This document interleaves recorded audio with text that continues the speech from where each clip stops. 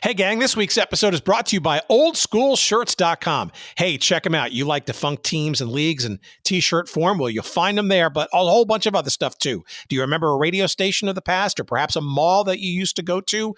All kinds of great cultural and sports memories can be found at the great folks at oldschoolshirts.com. Promo code GOODSEATS for 10% off all of your purchases. And now, here's our show. Starting on Thursday, millions of people across the country will watch players walk across a stage as they are drafted to be part of the NFL. Entering its 100th year as an organization, the National Football League is the largest sports entity in the world, and one of its original teams was right here in Rochester. The year was 1920, a decade that was ready to roar. Women gained the right to vote, the first radio station hit the airwaves, and football teams, mostly from Ohio, joined with one from Rochester, New York, to form what would become the National Football League. The Rochester Jeffersons had a proud history prior to the NFL. As a semi-pro team, they were regarded as the best in New York State, and team owner Leo Lyons had dreams of turning his sandlot team into something huge. He was doing everything. He was the doctor, he was the photographer, he set up the football fields. I mean, he was a walking franchise. Back at that time, Leo Lyons kept a lot of Jefferson's memorabilia. Today, his great-grandson, John Steffenhagen, has items like a game-worn leather helmet, a team photo of the NFL, and the original NFL franchise certificate. But John says the people of Rochester weren't keen on professional football in the Flower City. There was a lot of people who felt it was like they were the outlaws, they were the anti-college, anti-high school, they were the rough, there were a lot of injuries, very rough and tumble. Financial problems and a lack of success on the football field forced the Jeffersons to disband as a team in 1925. But the NFL never forgot the efforts of Leo Lyons. He would continue to collect football memorabilia because back then it was kind of like, well, this might take off, but he really felt strongly that it was going to be a pro league. Nearly 40 years later, he was invited to the opening of the Pro Football Hall of Fame. In 1963, in Canton, Ohio, when they were building the Hall of Fame, they came to Leo and he helped with supplying them with the pictures and memorabilia. He was there at the cake cutting ceremony. What started as a sandlot team in places like Edgerton and Bay Street Parks helped form the league that would captivate the nation. Welcome to Good Seats Still Available, a curious little podcast devoted to exploring what used to be in professional sports. Here's your host, Tim Hanlon. All right, you ready? Should we do this? Okay, let's go. My name is Tim Hanlon. How are you, everybody? It's a Good Seat Still Available. This is the curious little podcast that I like to do for you each and every week that's focused on what we like to think is what used to be in professional sports. Yeah, that's all things defunct and forgotten and relocated and all the things related to those. And that's our little want around here. We obsess about all of those things and then some. And we're ecstatic to welcome two gentlemen to our proceedings this week. Jeff Miller and John Steffenhagen, the co-authors of a brand new book that is in and around the topic du jour as we get into a conversation around what you just heard, the Rochester Jeffersons and a guy named Leo Lyons, and really the story of the birth of the National Football League. Now, you may remember that clip, or at least the rumblings around that clip from 5 years ago from when we picked it out. And that was the 2020 NFL draft environment where Rochester, New York, home of Eastman Kodak and the beautiful upstate area of New York State, home of the Rochester Lancers of the old North American Soccer League, among other things, Rochester Americans in the AHL or certainly minor league hockey, etc. Hey, even the Raging Rhinos of the old American Soccer League, or the A-League, if you will. Rochester, big sports history, but I think a lot of people don't remember, certainly many that are not alive anymore, that's for sure, that there was a team in Rochester called the Jeffersons that were part of the beginnings, the very beginnings, the 1920 season, the launch of the National Football League, then, of course, known as the American Professional Football Association, couple of years later changing its name to the NFL. But in that room was a guy named Leo Lyons, who was the sort of general manager and chief cook and bottle washer of this team, this sandlot playing team called the Rochester Jeffersons. And they were part of the league. They were part of the founding of the NFL, and they played for the first 6 seasons of this league, if you can believe it. Lost, sadly, to history, but that's why we're here, and that's why we have this conversation this week with Messrs. Miller and Steffenhagen. And John Steffenhagen is the great-grandson of Leo Lyons, and we're going to find out all about Leo Lyons' role in all of this and how he literally, through his own work and belief and sweat, brought a fledgling sandlot playing team in Rochester, New York, playing the earliest version of this game, which is very popular in the college ranks, of course. But semi-pro was certainly burgeoning, and Rochester was certainly making a name for itself in the region for this game. And as the years went on, the late teens and into 1920, Leo Lyons basically sensing an opportunity to get his ragtag yet very successful, regionally centric sandlot form of play to the next level. And hey, why not? I want to be part of this new professional football league. As a matter of fact, I've been thinking about this for years. And sure enough, in 1920, in that auto dealership, along with the memorable names and the legendary names like Art Rooney and George Halas and others, who in that room was there representing Rochester, but the one and only Leo Lyons. And that's the conversation this week as we talk to Jeff Miller and John Steffenhagen around their new book devoted to the topic. The book is called Leo Lyons, the Rochester Jeffersons, and the Birth of the NFL. It is published by our pals at McFarland. And of course, it is available wherever good books are found. And of course, you go to our website at goodseatsstillavailable.com to search up this episode number 405, and you can click over to Amazon to get a very quickly delivered version of this paperback or even Kindle version of said book. The clip really helps set it up. That's from News 10 NBC. That's a WHEC TV in Rochester, a Hubbard broadcasting station.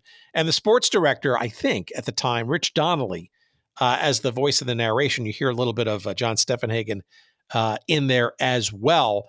And it revolved around 2020's NFL draft when the league went to a bunch of cities from those earliest years of the league's existence and tried to incorporate them into the draft proceedings. As a matter of fact, a few of the Buffalo Bills' picks that year emanated from Rochester, New York, and there's a regionality there.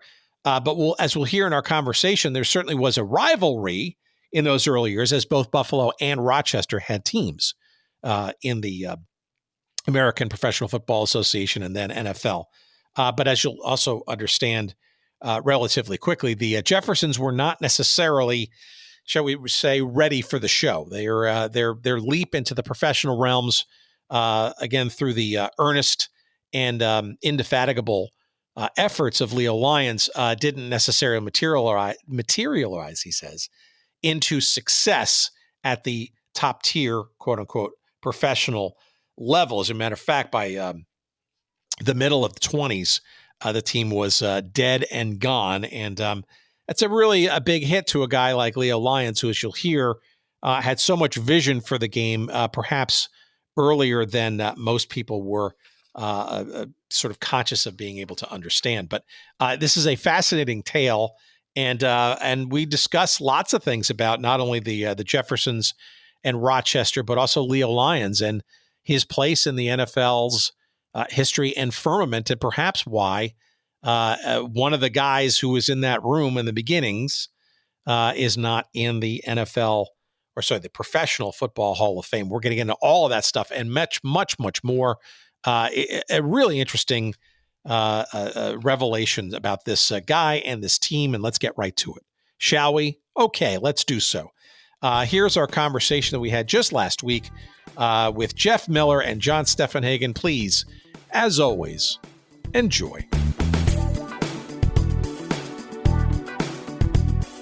How about a little bit of background on each of you for our audience who may not be familiar with your passion and your work, but they will be in a few minutes. Go ahead, John. Go ahead, me. All right, I'll take over. All right. My name's John Steffenhagen, and my great-grandfather was Leo Lyons, who was the co-founder of the NFL. He passed away in 1976. I was 9 years old at the time. And at that time, I didn't know about football. I was more into racing, playing with my Hot Wheel cars. And we used to go over to his house, and later on I would find out that the two old guys that had come to the front door were George Halas and Art Rooney. And at that time, I only knew them as a couple of old guys. But the story would go on that he would pass away. My mom would grab many of the memorabilia he had because he became the historian of the league in 1960. And he had collected all memorabilia from day one where he founded the league until he died. Most of it went to the Pro Football Hall of Fame. But I inherited these boxes of items, kept them in my closet for 20 years because I really wasn't interested in football. But then as I got older, I started digging stuff out and started researching and found out that I had like crazy memorabilia that I didn't know what it was until I uncovered all this. And that's how this started. Wow, that's a hefty head start for something that it sounds like you didn't sort of fully understand that you had, but then kind of evolved into, perhaps through inquiries for other people, frankly, some of the other people that used to come into your house unannounced. Yes.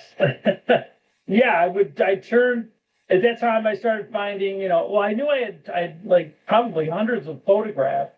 There was pictures of George Halas, Vince Lombardi with my great grandfather, but I'm thinking, well, maybe he was a fan of football or something, and didn't really delve into it either until 25 years ago. I contacted the Professional Football Researchers Association, which Jeff is a part of, and started asking all the historians, the top guys in the profession, who Leo Lyons is. And I started finding out all this stuff, and I went to the Hall of Fame, and then started finding out that, this guy was involved into everything, but it was just kind of like the back behind the scenes guy, and which led us to this book. And Jeff, how did you get ensnared in all of this? Well, I've been a member of the PFRA, the Professional Football Researchers Association, for about 25 years. And I wrote a book. I've written 8 books this is my 8th book on football history. But back in 2000, early 2000s, I began working on a book about the Buffalo All-Americans, who are another charter or original member of the National Football League. And during my research, I found out about John's research toward the Rochester Jeffersons. So I reached out to him and he loaned me some photographs that I used in my book, and we became friends, and we've been friends ever since. And he asked me to help him, write this book a while back, and I resisted it, mainly because I had other, I was a Buffalo Bills writer. I wrote 5 books about the Buffalo Bills, so I didn't really want to go that far back again. But the more I was exposed to Leo, the more I became interested in his story. And then about 3 or 4 years ago, John and I were just talking, and John's passion, in addition to the wealth of information that he has related to not just Leo, but also the Rochester Jeffersons and the founding of the National Football League, I just thought this is a story that has to be told. And quite frankly, I wanted to be the one to tell it. And, the story of the founding of the National Football League has always been told from basically one point of view, and that's George Halas. And John has so many notes and so much information about, Leo's train trip to Canton and Leo's, lodgings and, and who was there and what people were talking about and who was standing next to whom.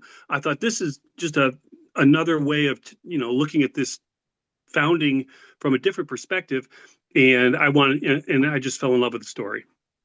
So yeah, go ahead. So it seems to me, right, that this Leo Lyons cat, right, was his being in the room in Canton in 1920 when the American Professional Football Association, if you will, the progenitor or the predecessor or the origination, if you will, of the NFL, to be renamed in 22.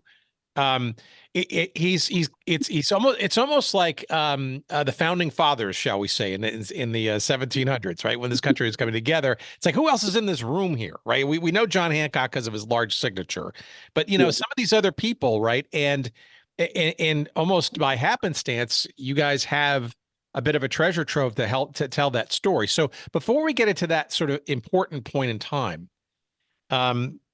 maybe John, and of course, Jeff, you can give me a little bit, and our audience, a bit of a background of who Leo Lyons was and his early, I guess, dalliances and then some. Like, where does football come into this guy's life? Who is he, and where is football coming into his life in the pre-1920 discussion? Yeah, that's quite a story in itself. He was born in 1892. His parents were from Ireland. He grew up in Rochester. His parents made him go to a Catholic school, which did not have a football program. So he was into baseball and basketball, but he saw the sandlot players on the streets playing these games of football. So he started playing them, and he had written down or had done interviews later saying how he was just obsessed with football from day one. And I didn't mean to interrupt, but this is Sure. when you say football at this period of time, I don't want to get too pedantic here, but this is not necessarily the association football kicking that we know soccer to be. This is sort of the early days of the rugby-esque American football thing that was starting to gain heat in the collegiate ranks, right? Yes, yeah, the passing, and it was more, like today, but obviously it was a lot more throwing. But yeah, the formations and everything were the same as American football now. So yes, so it was like modern day football. Well, it was like modern day football in the sense that there were 11 men aside. There was a line of scrimmage.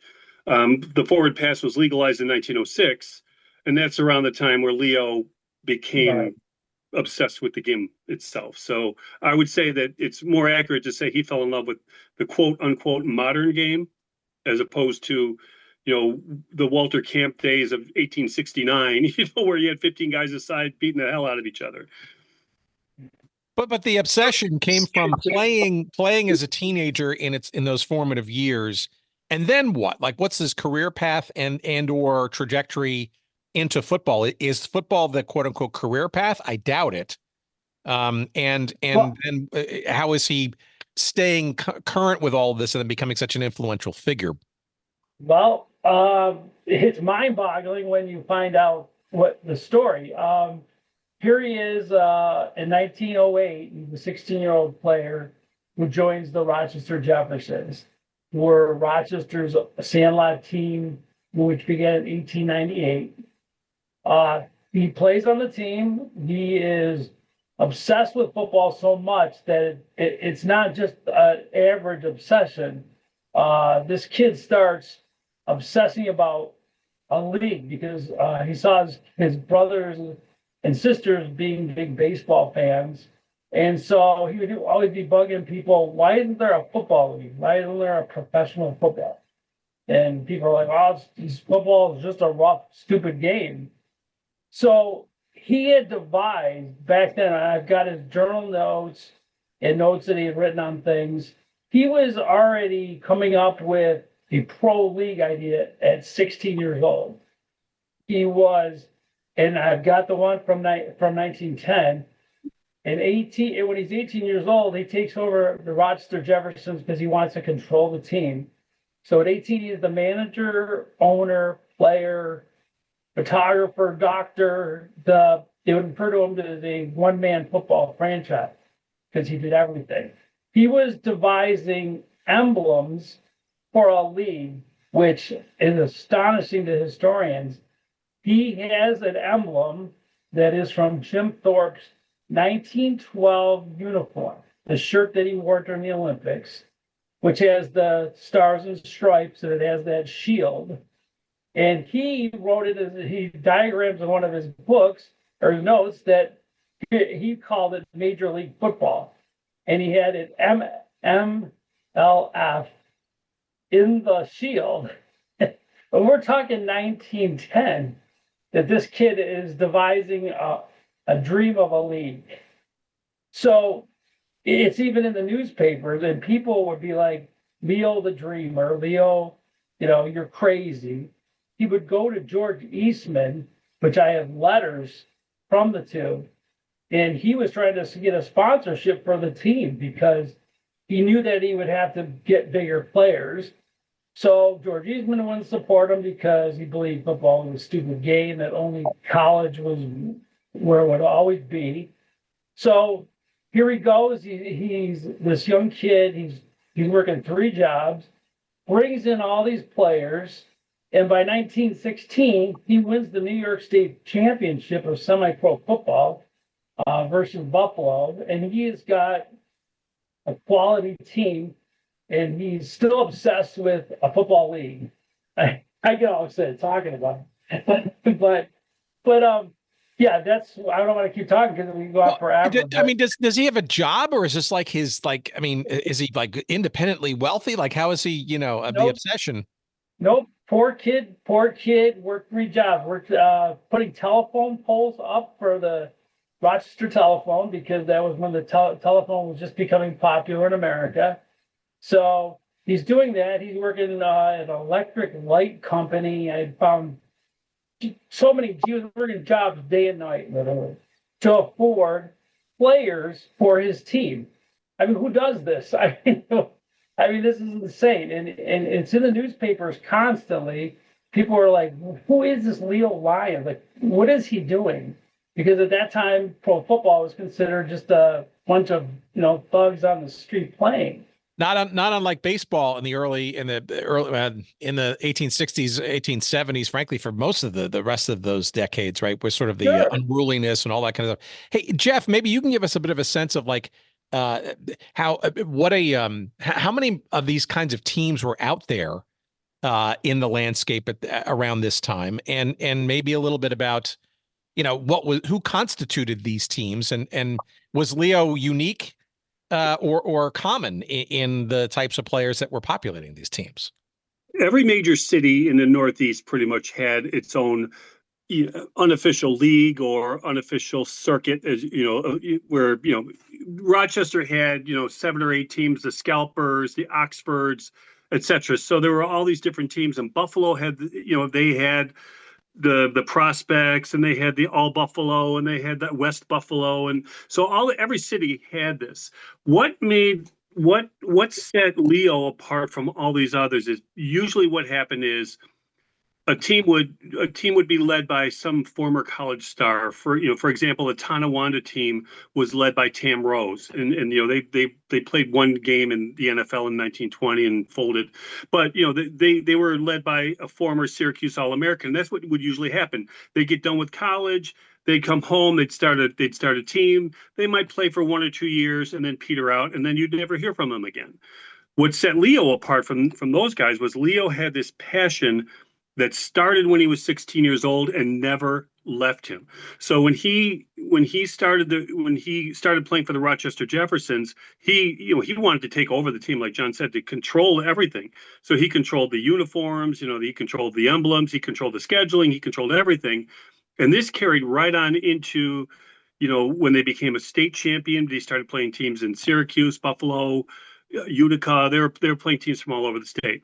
So when the time comes to make a league, he's still there and he's still passionate because he had been dreaming about being part of a professional football league since the day he started playing. So now 1920 rolls around, and you've got the Canton Bulldogs, and you've got the Decatur Staleys, and you've got Dayton Triangles and Columbus Panhandles and all these teams are all coming together, and these teams are all powerhouses in their own individual regions. Well, Rochester's the powerhouse from its region, so they belong. They belong right there with those guys, and Leo is more than happy to be a part of it. So guys, would you call these semi-pro in some respects? Because my recollection is, and we've seen this with baseball prior to as well, but I think in the early days of football too.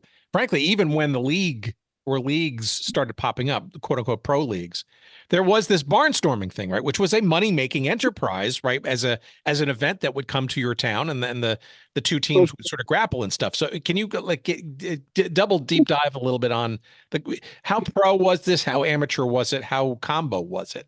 In the sandlot days of Rochester, they would pass the hat at the game, or they would try to have tickets, but unfortunately people would either sneak in or they'd break through the barrier or whatever. So, but a lot of these teams are passing the hat and, collecting nickels and dimes in the crowd. And that's how, Leo would pay his guys, or other owners would pay their guys. But there seems to be some kind of controversy as to what constitutes a semi-pro team and a pro team. And, I still think of any team that played prior to 1920 as semi-professional. And the reason being is because most newspapers still use the term semi-pro, because most of these guys had jobs during the week. Unless you're someone like Jim Thorpe, who's, probably, he's only making his living in athletics. Everybody else had a job because they had to support families. But so I think professional football really started in 1920. But prior to this semi-pro, stuff that was going on where teams were playing each other from different cities, when you're really provincial and you're only playing teams within your own city, like Rochester's only playing teams within Rochester, that's why they're called sandlots, because Rochester had its own place in the city where they played, and some other team might have another, and they might have a field, or they might have a cow pasture, or it might be anywhere, and that's why it's just called sandlot, because most teams didn't have a stadium to play in. However, the Rochester Jeffersons were one of the few that actually kind of kept upgrading to the point where they were actually playing in the Rochester baseball park by the time the NFL was formed.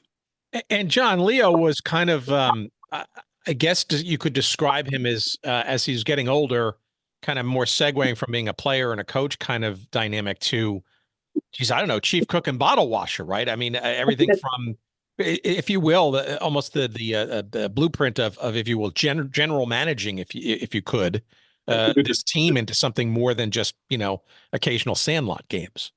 Well, yeah, and I mean his ideas, even back still when he was young, 1912, he recruits one of the first black professional players in history, Henry McDonald, who the NFL recognizes as one of the first, I think, four. Is that Jeff? Something like that. Yeah. At a time where Rochester was it was a very divided and segregated city. And so Henry would end up being one of the first black graduates of a high school. Henry McDonald had started his career as a semi-pro player for the Oxfords, who was the Rochester Jeffersons rival. Leo witnesses racial instances against Henry McDonald by his own teammates and goes over and ends up recruiting him off the field. And those two became lifelong friends. And that's a whole other story that could be a book. But again, here he is, just a kid, and he's doing these things that are like so unordinary. His friend, another friend he had is Walter Hagen, who was the 7-time world champion of golf. They grew up together because they lived in the same area. Leo wants uniforms for his semi-pro team, something that's unheard of in the 1915 time. Walter Hagen tells him, why don't you go with bright red uniforms, because of your stupid sport of football, you should be playing golf. So Leo buys bright red uniforms and puts a logo on the uniform. And at that time, that was like unheard of in the country. I mean, it goes on and on. I just think that the things he did are so unrecognized now. It's crazy. And then in 1917, he challenges Jim Thorpe and the Canton Bulldogs to a football game. Well, back then, all the best teams were in Ohio, Chicago, that area. It was unheard of for someone to basically say, we're going to come out there and stomp you. Of course, they did, and they got crushed. But Jim Thorpe would later, 20 years later, say it was Leo stood out because he had the balls to challenge my team to a game, and that led to a friendship as well, lifelong friendship. So this okay. So this sounds like during the teens, right? This is a team that's if you will, figuring out a competitive kind of schedule, largely local, maybe a tad bit regional, and then by 1917, Leo Lyons and his group of motley players and supporters kind of go out and say to the Canton Bulldogs and Jim Thorpe, here we are, why not play us? I mean, that's ballsy is an understatement, right? I mean, what was he expecting out of this, or was it really a publicity thing to solely, or did he think that they had a fighting chance actually against the, I don't know, almost default, best team in the country? I'm inclined to believe that he really believed that the Jeffersons stood a chance against Thorpe, and it wasn't. But I think there's the other part that you mentioned about the publicity of it. Like, I'm going to make a name for my team by going out there. We're going to get all kinds of publicity. We might get our butts kicked, but people are going to know who we are, and we're willing to take on any comers at this point. But I mean, I think that Leo really believed that he had a really good team and stood a chance. Yeah, that's what I think. I think that he knew that if he just stayed in New York, where it was basically, they were like really out of the big picture, that if he was centered on being a part of a new pro football league. So in 1917, it's a fact that him and Jim were walking off the field, and Leo stepped aside Jim Thorpe and said, if you guys ever start a league, I want to be part of it. Well, 4 days before the NFL was formed, Jim Thorpe is in Rochester playing baseball, minor league baseball or international league baseball, and Leo meets him. It's in the newspapers, and Jim Thorpe's like, yeah, we're going to meet. And, he's there that day they formed the league. All right. So walk me through a little bit of this, right? So maybe it's those days or whatever. I'm really, and I don't want you to give away too much of the book, but obviously the story is important, right? But the idea of how does Leo literally get into that room? Like I guess number one is that it's nice for him probably to know that he's not the only one thinking about a professional league, right? Sure. But how is he? I mean, was it just a chance that Thorpe happened to be in town? No, he had not been brought into the meeting. Had it not that meeting or that a reconnection not happened? I mean, tell me how he literally gets into that room in Canton. Jim Thorpe writes him a letter, or I believe it was a letter. It could have been a call. Tells him September 17th, we're going to be having a meeting at Ralph Hayes Automobile Showroom, and you're going to be part of it. Even a month before that meeting, there was a original one in August, but Leo couldn't make that one. The NFL historians know that Leo had written a letter and said, I can't make it, but I want to be part of this league. I mean, he was writing letters and talking to Hallis, Thorpe. I mean, these are guys that remain lifelong friends. It wasn't just like a nobody. He was right in the thick of things, even though he didn't have a powerhouse team. He was extremely upset, and they knew how obsessed he was of forming a league. Jeff, was there? I would imagine that the guys, once they figured out that not only did Leo Lyons exist, but that Rochester, New York, was interested in potentially being part of the beginning of this. I'd have to think that regional representation was also on their mind too, right? They're obviously Chicago and Canton, some obvious places, but perhaps maybe Rochester wasn't so obvious. And maybe alluring from a geographical representation perspective, or what do you? I guess the question really there is, What are the guys thinking of this Rochester entreaty?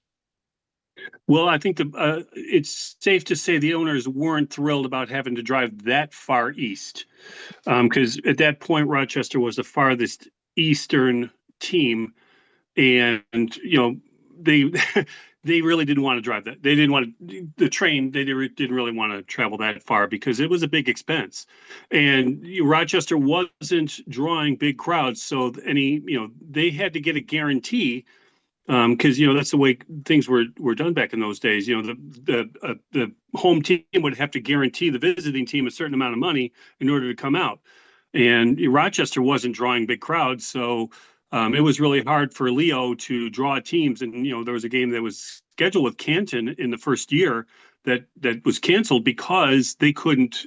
The Canton Bulldogs, their owner Ralph Hay didn't think that Leo was going to be able to come up with a $4,500 guarantee, which was a lot of money in those days. But when you have Jim Thorpe on your team, you can command whatever you want. But I think they wanted to have representation in New York because they wanted this to be a national league. So they wanted team, Decatur's from Illinois and or they move Chicago. They go to Chicago. There's teams in Pennsylvania, there's teams in Ohio, but they want to have a team in New York. They eventually get teams in Providence and Pottsville and in other places outside of Ohio, but basically to call it a national league or any type of big circuit just based in Ohio would really be a misnomer. So I think they were eager to have those teams, but I don't think that the owners are really crazy about traveling that far. All right, this is where I need to inject the Buffalo versus Rochester thing, right? For those who are not familiar with the upstate New York kind of dynamic and these two cities up there and their histories and stuff, it seems like most people kind of just gloss over Buffalo as a logical team to eventually be part of this thing and obviously be part of pro football. But there seems to be a gloss over, and maybe because of the Jeffersons or not, this Rochester is not, if you will, not worthy and or an industrial enough city or whatever. And I guess there's something in there. Is there a rivalry and or a dislike or disdain between these two cities? And is there an underlying sort of something there going on, or am I just projecting on this? Mm-hmm. Oh, go ahead, Jim. I was going to say, yes, there was a very good rivalry between the two of them. I'll let Jeff go better on this one. As cities or as sporting things or both? Both. Because there was several players who went back and forth between the two teams, because in those days you signed a contract. Sometimes you honored it, sometimes you didn't. So I'll sign a contract with you today, but if that team over there offers me more money, I'm jumping, and who's going to enforce it? So that was a big problem with the league in and of itself back in those days. But in Buffalo and Rochester, they were the two Western New York teams. So we had a natural rivalry between the two, and it got heated. And there was a lot, if you read the old newspapers, there was a lot of gambling that was going on. There was a lot of, the Jeffersons are leaving, the Central Railroad Station this morning at 8:00, and they're going to be bringing 500 fans with them to Buffalo. So there was a lot of civic pride that was on the line in these games. Yeah, and I think you look back, right, having some really close geographical rivalries as part of this thing to begin with, right? Not a bad idea, right? I'm not sure that the guys in the showroom there were thinking about regional, tilts, if you will, as part of all this. They just wanted to see if they could get something up and running and somewhat stabilized. But maybe a little bit of background, guys, both of you. Was this two questions, I guess? Sort of number one, was Rochester's and Leo's participation in this meeting, was it a fait accompli, the fact that he made all this effort, or was there a contentious vote or something that maybe there was a chance that Rochester would not be part of the mix to begin with? And then number two, maybe a little bit of understanding about what it meant to be a team, at least 1920 style. Because you're hinting at some of the oddities, I guess, by modern lens, that these teams would be, right? The scheduling, There's probably off-schedule games that are going on. There's gambling and betting and all kinds of other stuff that maybe I think we've learned. This wasn't sort of a hard and fast rule book per se.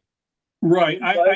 I think that Rochester was an essential part of the founding. I think that Leo's enthusiasm and, the way he would, he bugged people. Like, he was in contact with George Halas and Jim Thorpe and Ralph Hay and a lot of those founders. He knew them. And I think that he was, when the Ohio teams were talking about a league, they knew that they had another enthusiastic participant in Leo. And you're right about the scheduling. These teams would know, because Canton wasn't going to come to Rochester. The Rochester team had to play Buffalo, or they had to play other sandlot teams. They were playing teams from Syracuse or wherever they could scrounge up a team. And I'm going to let John talk a little bit more about why Rochester fans were more inclined to want to watch games against those teams than they were as opposed to watching the teams that had the big stars.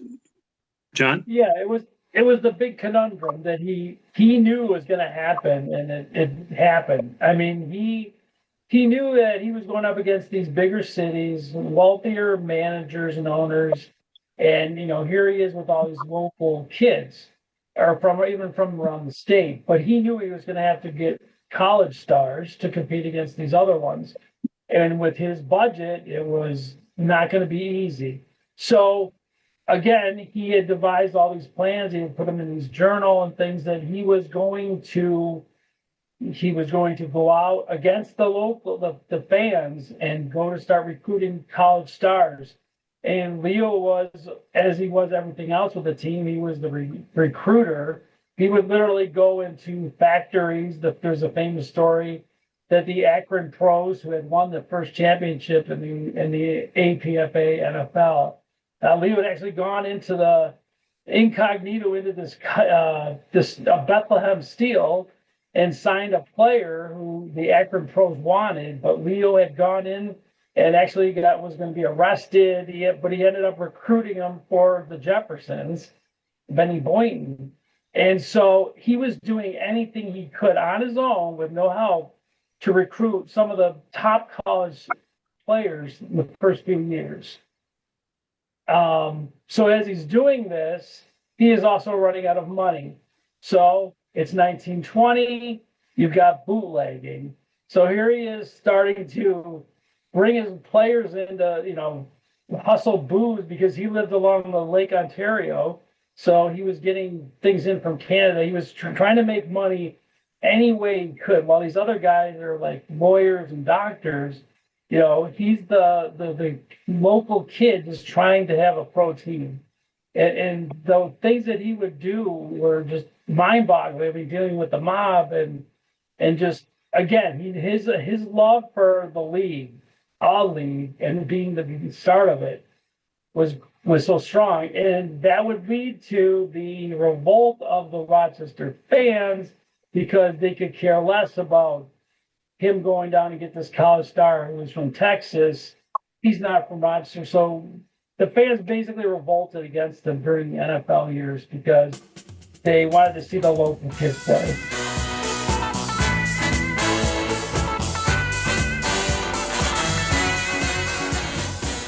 All right, what's this? Oldschoolshirts.com. Fantastic.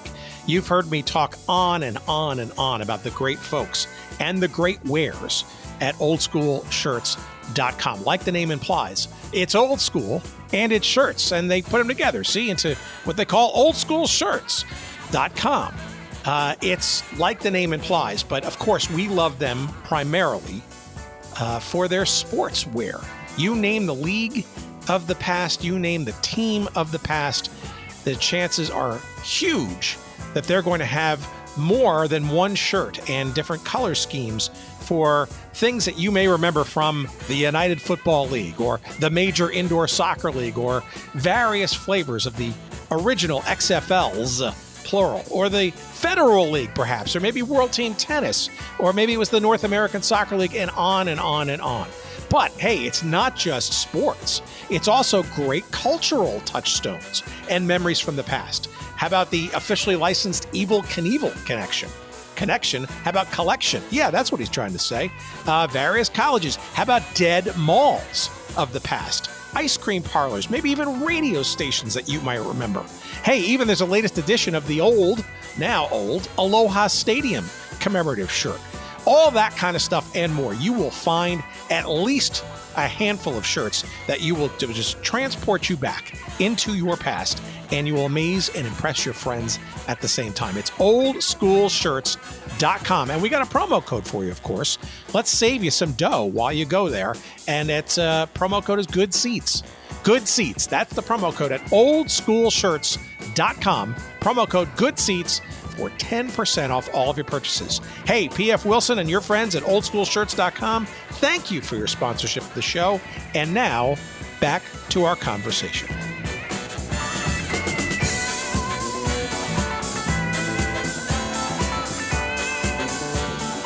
Yeah, let's get into that a little bit. I mean, by the way, a reminder to those who are sort of uninitiated. I mean, the college game was kind of like supreme here, right? The launch of a professional league didn't necessarily tilt the balance that dramatically, at least in the early years. The college game was really where, as you're mentioning, all the stars were and where all the attention was, and frankly, would get more ink than a fledgling pro league would be. And obviously that would change over the decades to come. But explain this dichotomy, because you think, like, for somebody like Leo Lyons and all of his entrepreneurial chutzpah, right? Getting little old Rochester and it's a really good sandlot team, if you will, and the characters that comprised it into and willing itself into a professional league as it's being launched. It just seems highly ironic that the fans would rally around and love seeing the local players play, in their regional kind of upbringing. But when the big guys come to play, the big NFL or the predecessor, there was a kind of a lack of interest, literally a very much of a lack of interest in seeing the pro game, so to speak. How do you explain that? I think it goes back to the isolation of the city. When we talk about the so-called Ohio League, all those teams were playing each other for a decade. So you had Dayton and Columbus and Canton and Massillon and all these cities within the state of Ohio playing each other. And there were these heated rivalries. Massillon and Canton, it is a legendary rivalry, right? In Rochester, it's different. The rivalries are all local. They're all, within, Ward 19 or Ward 16 or the South Side or downtown. So that's where the real rivalries were. So these players that played for the local teams, they were local superstars. So when a guy like Dutch Melody or Art Webb or, Pop Morrison, these guys who played for the Rochester Jeffersons, these guys they were as famous in Rochester as Jim Thorpe was throughout the rest of the country. So when it came time for, the Jeffersons to play those other teams, and Leo's bringing in Ben Boynton, Elmer Oliphant, Joe Alexander, some of these guys that were all Americans and superstars in college, the local fans were like, well, I don't care about this guy. I care about, I want to see Dutch Melody play. I want to see Pop Morrison play. Those are the guys I know. Those are the guys I'm familiar with. So, they as the saying goes, they stayed away in droves. That had to drive Leo Lyons nuts, though, right? Given all that he had done to kind of get this to this level. I don't know. John, can you give us a sense of what he was trying to deal with here and how he was handling all of this? Because it would seem like I don't know if it was an outright rejection of his dream, but doesn't sound like the fans really kind of shared it a lot. No, they didn't. And luckily, that's why this journal was so excellent for us to get into his head, because, there he's writing, he said people are telling him, why are you trying it here? It looks like Rochester is just not into this pro football thing. Why don't you move out west, or why don't you move even to Syracuse or a bigger city? And he's like, no, he goes, I love Rochester. I grew up here. I had the ties. He goes, And he was he definitely never, he was always against the grain guy. He never would follow the group. He was just very stubborn, and he was like, nope, this is my plan. From when I was a kid, I wanted to start this in Rochester, and I would do it. If I don't succeed here, I'm going down, but I'm going to give it everything I've got. And in a way, it was a mistake, obviously. I mean, his stubbornness led to his demise. But yeah, he definitely should have moved. He should have. So he had so much obsession with it, and just his city didn't. Was moving a real option? Did it ever sort of kind of hit his radar, or was he just too stubborn to even think of doing that? He had mentioned it in one of his notes. He was talking about moving to Syracuse because at that time I think there were over 20 Syracuse University college stars with the Jeffersons during their NFL years. So he had mentioned Syracuse with a question mark. I mean, I don't know the detail, how detailed that was that he was thinking about it, but it did cross his mind, like move to Syracuse with a question mark. Now, this team did last, right, from 1920 through 1925, right? That's 6 seasons right there. But you look at the records, right? And this kind of hints at sort of something we talked about earlier, the unevenness of those records, right? So they went 0-4-1, for example, in 1922, right? They went 0-7 in 1924, right? They were 2-3 in 1921, right? So I guess the questions in there, number one, why the unevenness? I can't imagine the other teams in the league playing so few games, or was that necessarily, was there a minimum games that had to be played, that kind of stuff? And then number two, weren't there also side hustles going on for these teams to do exhibitions against college players and stuff to raise some money at the gates that had nothing to do with the actual league standings? I think this goes back to your question about teams wanting to come out to Rochester. So when you're talking about the Jeffersons playing five officially recognized games in one season, a lot of that had to do with the fact that on off weekends they were playing sandlot or semi-pro teams because they couldn't get an NFL member team to come out to Rochester. So they ended up doing a lot of playing a lot of those teams. But you get farther on, like in 24 and 25, they're almost exclusively a road team. So they're playing teams from Albany and Utica, and they're they're even going down to Washington and into Pennsylvania to play all these semi-pro teams because they couldn't get an NFL opponent. Nobody wanted to come up to Rochester because they just didn't have the money. So that's why you saw those records of 2-3, 1-4, whatever.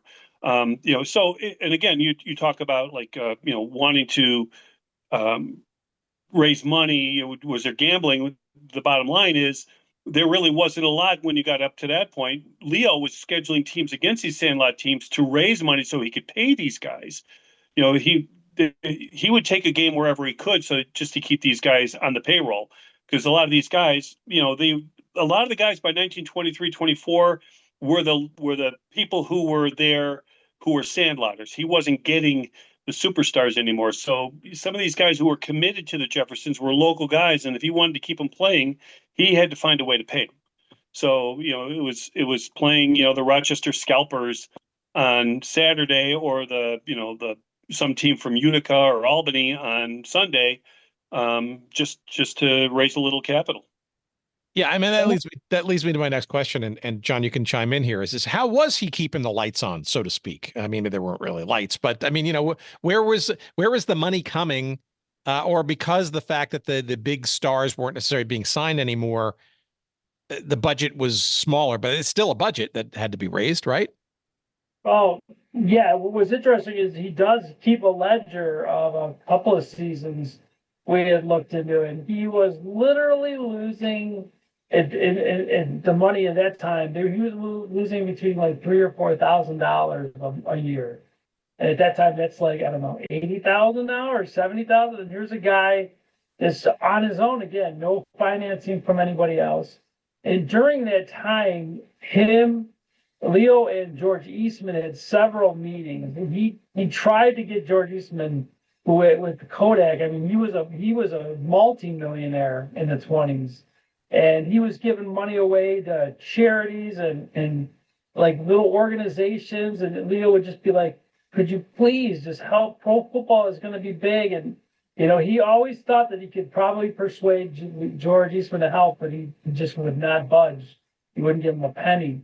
And so he was, again, turning to bootlegging. He had mob connections. He was dealing with them.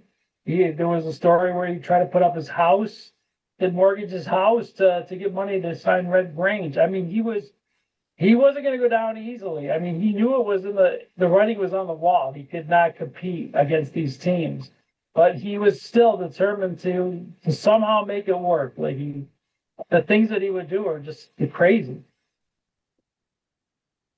Take me to 1925 and the end of the Jeffersons' place in what was now then renamed by at that time the NFL. How does it come to an end? Who asks who talks to whom first, and how does it go down, the sort of leaving of the league? I'm sorry. Go ahead, Jeff. John, you can tell it. Well, no, I was just going to say, I wanted to gloss over too that me and Jeff had gone through. We got the meeting minutes of every NFL meeting, owners meeting minutes from 20 up to 20 or 1929, say. And Leo was quite involved with his ideas about the divisions. I know Jeff knows more about this, but he was devising plans about divisions and the set, like a playoff like thing, which was unheard of at the time as well. And there it is, right in the meeting minutes, where Leo is again doing this.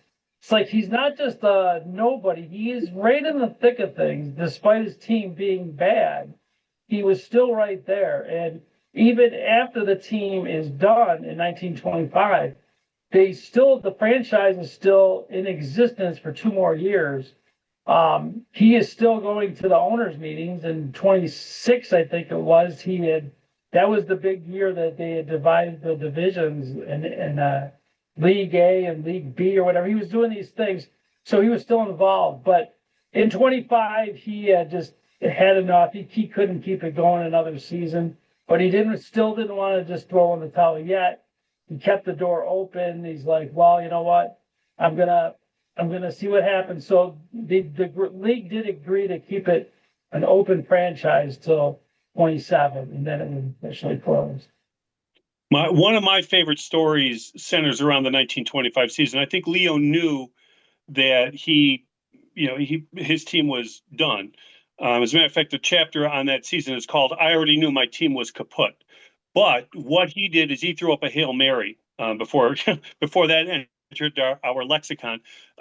He actually tried to sign Red Grange, and he raised the money. And I don't want to give too much of the story away, but one of my favorite stories in the book is how he raised the money, how he went out to Wheaton, where Grange's family lived, Wheaton, Illinois, and met with Red's father and manager Doc Cooley. This is right before C.C. Pyle takes over. Doc Cooley was a manager of Grange's affairs at that point, and he had their word that Red was going to sign with the Jeffersons, and he had a check ready to give to Red in the amount of $5,000, which he was going to give him the day after his last college game, so that he didn't lose his college eligibility. But for some reason, Red ended up signing with George Halas's Chicago Bears. It's probably good for Leo that he didn't sign Red Grange, because he probably ended up broke and probably divorced, I would think. I don't know how Catherine, his wife, would have put up with that, but $5,000 a game he was going to pay him. Leo was desperate to keep the Jeffersons afloat, so he went down, screaming, kicking and screaming. He wasn't willing to give up. Even though he kind of knew the jig is up, he kept trying, and he kept that franchise alive with the NFL for a couple more years, even though they were dormant. He really wanted that team to survive, but there was just no way. What does a guy do after that? Right. That dream that sort of comes and then somewhat quickly dissipates. What is Leo Lyons segue to after losing his franchise in the NFL? He has to be dispirited on some level or many levels or completely. But it also feels to me like he's not a kind of a guy who's just going to sort of walk away from football altogether and, I don't know, learn how to grow potatoes or something, right?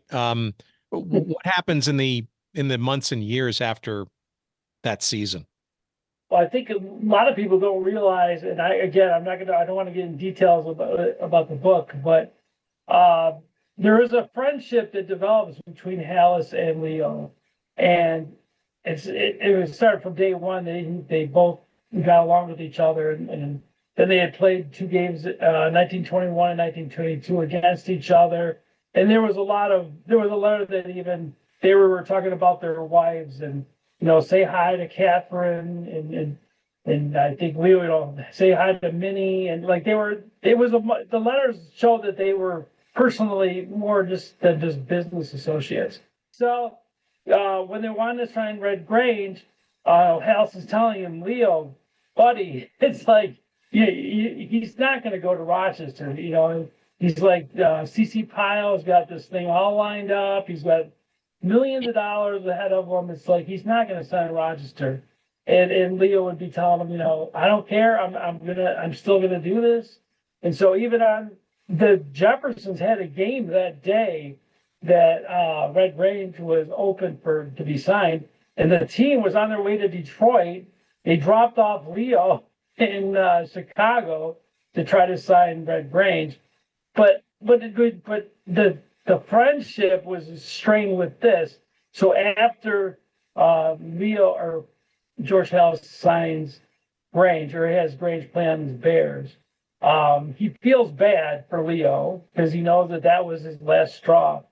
And then Halas ends up helping him actually have a job onward after football, which I don't want to get into, but it's very interesting. And nobody knew this, that he had helped him with a new business and helped him financially, which set him up for the rest of his life, for Leo's life. So, it's a lot of stuff. It's just got so many layers. I mean, there's 10 other things that are incredible that we haven't even talked about. But yeah, so that was a very interesting twist to the story. But he kept a hand in football, though, right? I mean, he was, by most accounts, he was an unofficial historian or a statistician kind of guy, or he was kind of maybe earlier, maybe a progenitor of what became the Pro Football Hall of Fame. I mean, that kind of stuff, right? He was kind of still kept in the club, so to speak, to kind of be, if not formally, informally, right? Or was there a formal role for him in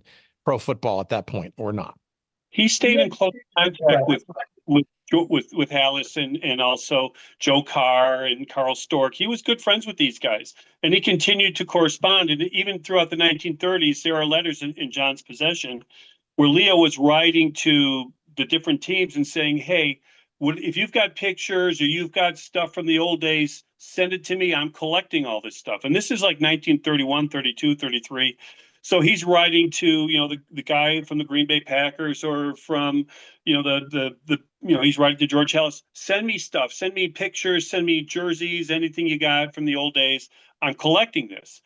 In 1936, John has a letter from Joe Carr to Leo saying, I like your idea about a Hall of Fame. So Leo is the one who came up with the idea of the Hall of Fame. And he has a massive collection of stuff that he either collected, throughout his career, or people were sending him. And this is the basis for the Pro Football Hall of Fame, Leo's collection. And there are letters between Leo and Joe Carr, and later, Elmer Layden and Bert Bell and Pete Rozelle, that lead up to the establishment of the Pro Football Hall of Fame. And I'm going to let John kind of take over from there, because it's really fascinating. Yeah, I think that the letters are just so telling. I mean, you could see when he starts talking to writing to Carr, he's like, I have all these, I got thousands of items. I've got a paint business. I've got things stored in the vaults. I've got stuff in my attic. He goes, it's like Cooperstown just opened up a baseball museum. It's like, can we like start looking into maybe having a football museum? And Joe Carr at the time was like, it's too early on. We don't have any money for such a thing. And again, next commissioner comes along. Leo's right there writing to Carl Stork. After him, he's talking to Elmer Layden, Bert Bell, Pete Rozelle. Every commissioner, Leo's right there writing a letter. Look, we need a museum. I'm holding all this stuff. I'm like the only guy doing this. And so again, he loved that league so much that he held on to all this stuff. So yeah, in 1960, they're proposing the Hall of Fame. And I've got letters from Pete Rozelle saying, Leo, I need an inventory list. You're going to be part of the opening of the Hall of Fame in 1963. All right. Well, let me ask this sort of one wind-up question, and it's a nice cul-de-sac, I think, to this conversation. And we've learned a lot, and obviously we're going to plug the heck out of the book as well for all the fuller story of it. But okay, so you've described a guy who literally willed his way into the room and helped found what is now known as the National Football League, one of the probably the most important and impactful professional leagues on the planet. You're describing a guy who formally, informally, and somewhere in between was active in compiling, keeping, and restoring the history of the years that happened since then and onwards into the 50s and 60s and into the opening of the Pro Football Hall of Fame. So you see where this question is going. Why is Leo Lyons not in the Pro Football Hall of Fame? Go ahead, Jeff. You want that? Okay, I have a theory on that. You have George Halas. Even though George and Leo were good friends, George is telling the story from his own perspective. So the founding, between 1920 and 1960, when they started actually seriously talking about the Hall of Fame, who's telling the story of the history of the league? The only one that's still there is George Halas. Leo's kind of an outsider at this time. He's not part of the league anymore. So a lot of these guys like the George Preston Marshall, the Maras and some of these other owners, they're thinking, well, Leo's a good guy and all that, but this league is, the Cardinals were there at the founding. The Bears were there. The Giants come in 25. The Packers come in 1921. They're the real teams. So the Jeffersons are really like the Dayton Triangles. They're like the Columbus Panhandles, the Canton Bulldogs. They were here, but they're kind of gone now. And they never really won anything. So Leo's not really taken all that seriously at that point. But the thing is, George and Art Rooney nominated Leo for induction into the Hall of Fame during the 60s. He just never got in. But I think that they saw that he was an important person, not only because of the fact that he accumulated all this stuff and he was a historian, because I think they realized how important he was to the founding of the National Football League. We're not just talking about they were just there. The Rochester Jeffersons were just there. Leo was an enthusiastic guy. Most of those teams, Ralph Hay was there at the beginning, but eventually he sold the Canton Bulldogs to Jack Cusack. These teams they didn't really last. They didn't have those owners that really hung in there like Leo would. The other guy was Carl Stork. I think Carl Stork is another guy who deserves to be reconsidered, for possible induction to the Hall of Fame, because those two guys are the ones who probably are the most neglected, Leo and Carl. But Leo, I think if you went back and you talked to, Rooney and Mara and those guys, they would say that he definitely belongs. As a matter of fact, my friend Ken Crippett, who's another very highly respected historian, interviewed Dan Rooney And Dan, this is back in, not that long ago, maybe 20 years ago, Dan said Leo definitely belongs for his role. So I think that's pretty telling right there. Yeah, I agree. And the same thing, like, I think Rooney and Alice have been interviewed several times during the 60s and 70s and said, without question, Leo, there was not a single individual that was more obsessed or more loved the NFL his entire life than Leo. And Bob Carroll, who was one of the most respected historians ever in the NFL, said if the love of pro football and obsession and dedication to the league, Leo would have been the very first one inducted into the Hall of Fame. But again, it's gets into politics and time, the decades fly by and then he just becomes just another guy. Do you think this book will help perhaps raise his profile yet again and perhaps maybe a rethinking of consideration for entry? Yeah, I think so. Especially, you'll learn a lot more things about, we didn't even touch on, I got letters with him proposing advertising with Cracker Jack, just like baseball had baseball cards and Cracker Jacks. Well, back in the early days of the NFL, Leo was proposing football cards 20 years before they became, around. They didn't exist yet. He wanted to use it as a promotion where Joe Carr's like, we haven't been around long enough to have baseball cards and football cards. But Leo's like, why don't we cater to the kids and make it an exciting thing? Like these things, he had letters to Parker Brothers to make board games. He's there in 1921 with Wilson, talking about the size of the football with George Halas. And Leo, it has plans I have, dimensions of the ball. And shortly thereafter, they changed the shape of the football. It's like an onion. You just keep pulling layers and layers off. And I tell everyone, this is why Rooney and Halas and other big names revered him. If Leo was a nobody and was just a guy in Rochester who had a team for a few years and they sucked, well, okay, that's it. But why would you remain lifelong friends? They're coming over to his house. It's because those guys knew all these little stories throughout the decade. And it's all lost now. And it's like Leo's a nobody. I just think it's a shame. So, all right. So here's the very last question. So obviously there's a lot of recognition as sports has become insanely more moneyed, private equity and all the like and stuff, and the multi-billion-dollar valuations and real estate and all that kind of stuff, right? On more than a few occasions, there is a look back for throwbacks and that kind of stuff and memories from the past, and obviously an opportunity to monetize those memories when they haven't been unearthed before. And we kind of obsess about this, and as I ask this question with other teams and leagues and stuff, but where does officially, if at all, the history of this team live? Like physically, where can people go? Are there any teams in the NFL that have either officially or unofficially borrowed or remembered the history for their own personal advantages? And maybe also embedded in there is, where should this history potentially live? Maybe with a team or not, or et cetera.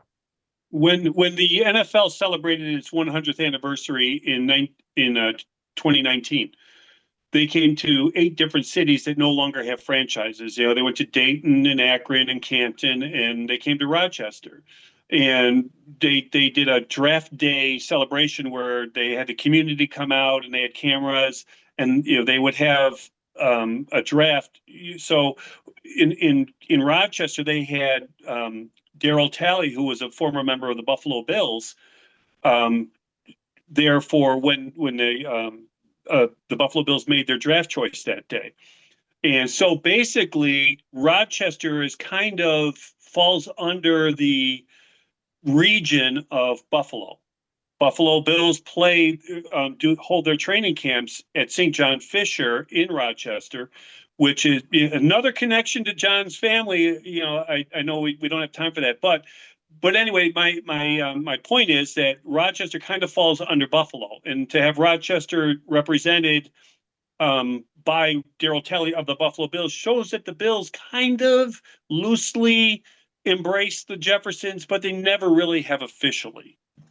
So there's never been any like official memory or evening color scheme patch, none of that kind of stuff. No, if anything, the Bills would do the Buffalo All-Americans, I would assume. But right. John, And they sorry, in 2019 for the 100th anniversary, Scott Birch told with the Buffalo Bills, I think is he the GM or Jeff knows, I forgot what he does. In the public relations. Yes, for a long time. He worked with me and we had set up a large display at the Strong Museum of Play here in Rochester, which is now one of the biggest museums for play. And we had a Josh Allen helmet, football, pants, uniform, alongside the things that I have, the old football, the cleats, the pants, the jersey, the helmet, for, to show the comparison of the 100 years. So they have worked with us before, and Denny Lynch of the Buffalo Bills. They have done things in the past.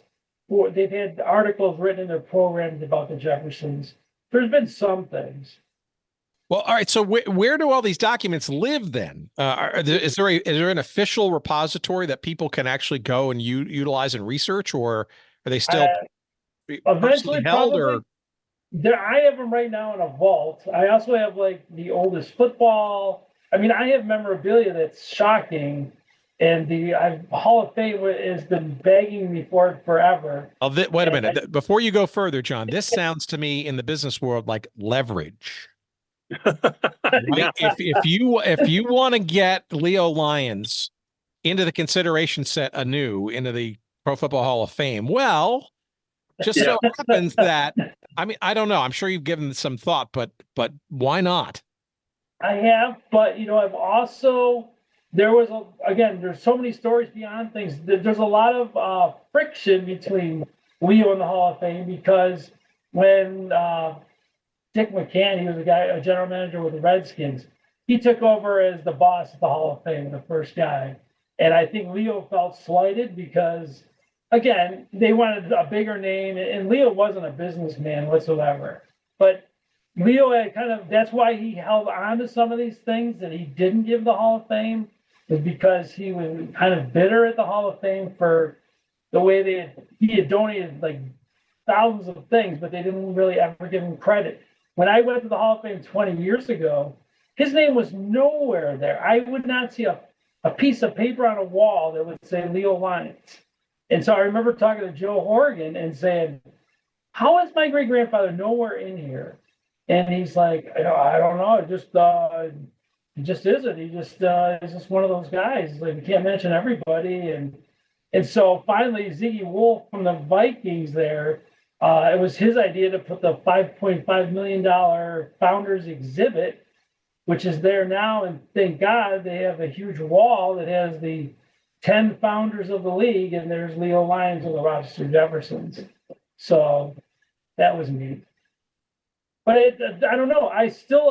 People, even family, tell me don't give it to him. It's like, this is Leo's like stuff that he entrusted to the family. I was in Collector's Digest Weekly or whatever, and the people are, they said, millions of dollars that collectors would take these things, and I refuse to part with them. I just don't know what to do. But that's a whole other story. Well, but a question though, do you think inevitably, I mean, it seems to me like there's an agreement to be had. Very well. I'm not that type of guy. I don't know. I need like a lawyer, but yes, it seems like it. But I don't want to be like that guy either, or leverage, to get him in there. I got to leverage him. I mean, bribe him almost to get him to put him in. I don't know. There's a lot of thought. Jeff is always like, I don't know what I would do with that. The football I have is the first. It's a original Wilson football. I contacted Wilson in Chicago. They don't even know of this football. It has a logo on it, the Wilson logo from 1921.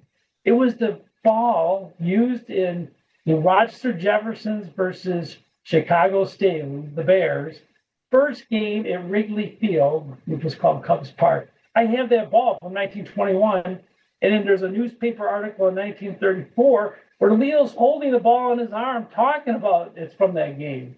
I mean, I have so much evidence of what I have. And that, what do I do with this ball? It's shrinking, it's disintegrating. What do I do with it?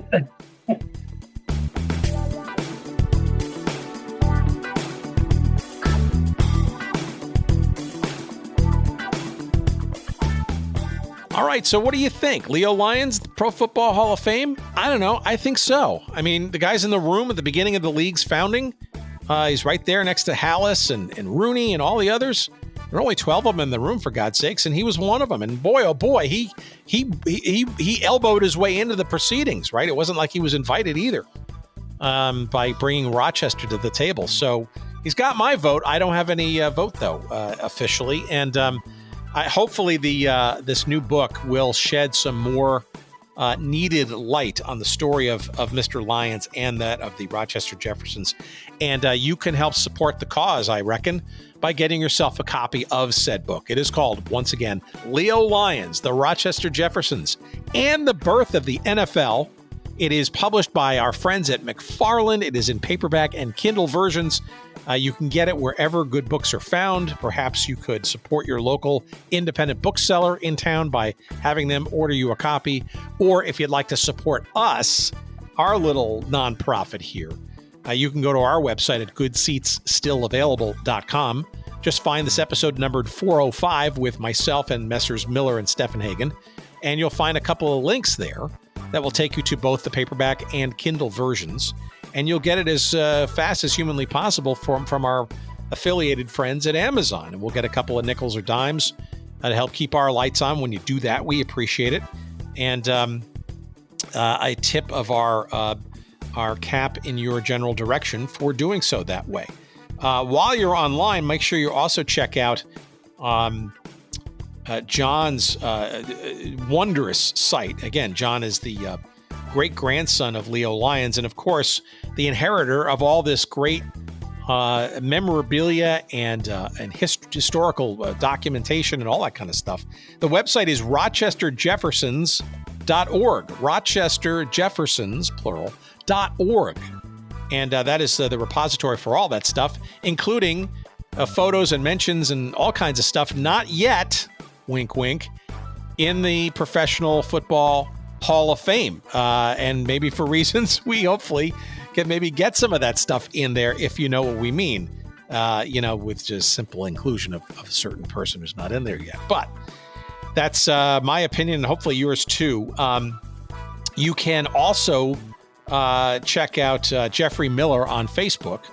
I think his tag there is Jeffrey Miller, all one word, where he also posts about the book as well as some of the stuff around the team and Leo Lyons.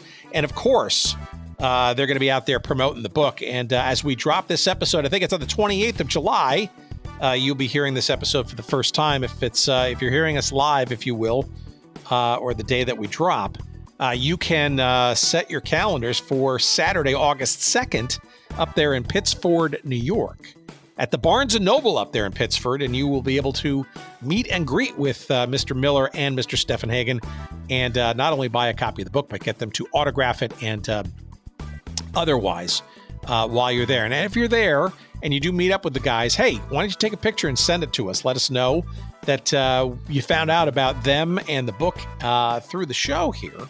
And we'll, put your name and lights and stuff on our website, and we'll call you out. Again, that's at the Barnes & Noble in Pittsford, New York, on Saturday, August the 2nd. Say hi to Jeff and John for me, why don't you? Let's see. You can also, on our website at goodseatsstillavailable.com, see all of our episodes. We post them there. We've got some merch for you to consider. You can buy us a cup of coffee there, proverbially, for a couple of bucks. Help us keep our lights on. We appreciate that to no end. On the socials, you can find us on Blue Sky at goodseatsstillavailable.com. You'll find us on X at goodseatsstill.